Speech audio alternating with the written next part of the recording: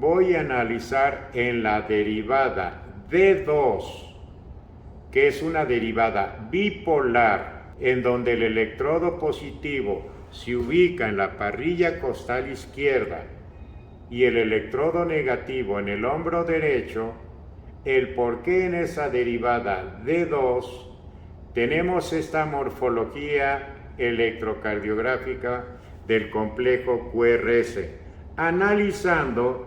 cómo es que los vectores de despolarización ventricular, al proyectarlos sobre el plano de la derivada D2, nos van dando las distintas curvas o deflexiones. En primer lugar, una vez que el impulso nació en el nodo sinusal, viajó por los haces internodales, arribó al nodo aurículo-ventricular, continuó por el tronco de las de His, se inicia la despolarización ventricular. La primera porción que se despolariza es prácticamente el tercio superior izquierdo del septum interventricular. Por lo tanto, al despolarizarse la parte superior izquierda del septum interventricular, este primer vector, ilustrado aquí de color rojo, llamado vector septal, va a dirigirse de la izquierda a la derecha porque nace del lado izquierdo. Por lo tanto, se proyecta hacia la derecha. Como el impulso va viajando hacia abajo, precisamente es de izquierda a derecha, de arriba a abajo y de atrás a adelante por la posición anatómica del corazón, y que al proyectarlo sobre el plano de la derivada D2, vemos que la punta incide prácticamente en la mitad de la derivada D2. No incide ni en la mitad negativa, que es la porción superior de esta derivada, ni en la mitad positiva, que es en donde está el electrodo de registro. Por lo tanto, este primer vector o vector septal no se va a evidenciar en el complejo QRS, no va a dar ninguna deflexión. Continuando con la despolarización de los ventrículos, una vez que el impulso viaja por las ramas del haz de His y se despolarizan ambos ventrículos, el espesor del ventrículo izquierdo es muy dominante sobre la masa o espesor del ventrículo derecho, y se va a generar el segundo vector de activación ventricular y va a tener entonces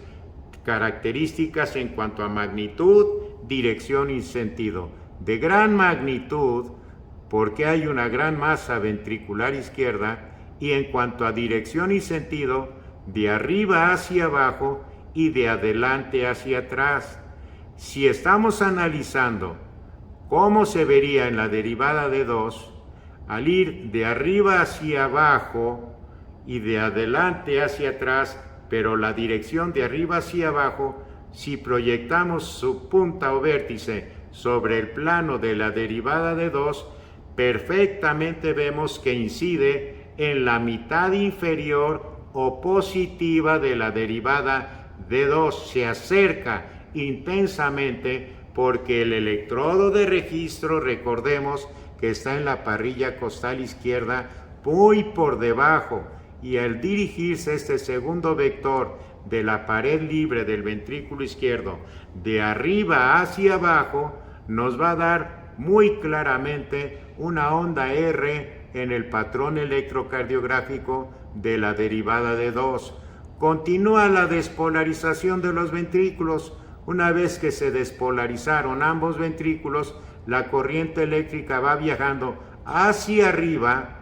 de izquierda a derecha y de adelante a atrás, y aquí ilustrado en una flecha de color verde se está mostrando la dirección y el sentido y la magnitud del tercer vector de activación de los ventrículos, que es el vector basal, que va de abajo hacia arriba, de izquierda a derecha y de adelante a atrás. Si su vértice lo proyectamos en el plano de la derivada D2, vemos cómo incide en la mitad negativa, hacia donde se encuentra el polo negativo de esta derivada bipolar, y al incidir en la mitad negativa vamos a ver, se deberá de ver en el patrón electrocardiográfico una pequeña onda S, y aquí vemos una pequeña onda S del complejo QRS,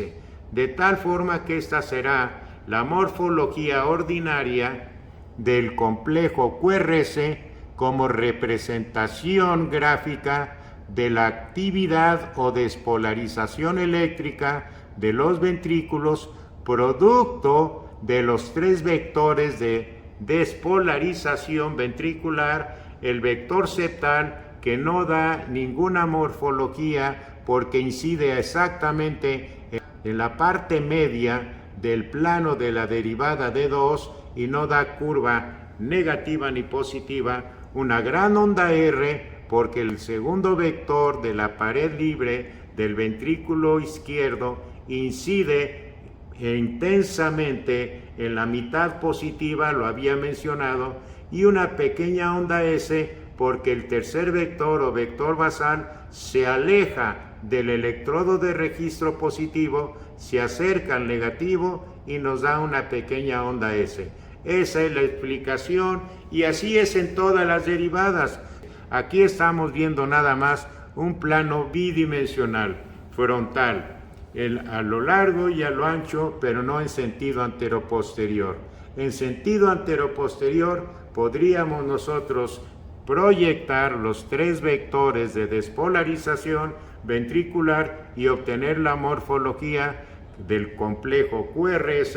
en las derivadas B1 a B6. Pero hemos analizado cómo se ve la morfología del complejo QRS de despolarización ventricular en el plano frontal, en este caso en la derivada D2, para explicar cómo es que se forman esas curvas y deflexiones, que realmente no tienen gran trascendencia para aprender a interpretar las arritmias, pero es un conocimiento extra para que se comprenda el porqué de la morfología del complejo QRS en cada una de las diferentes derivadas que se observan en un electrocardiograma de 12 derivadas.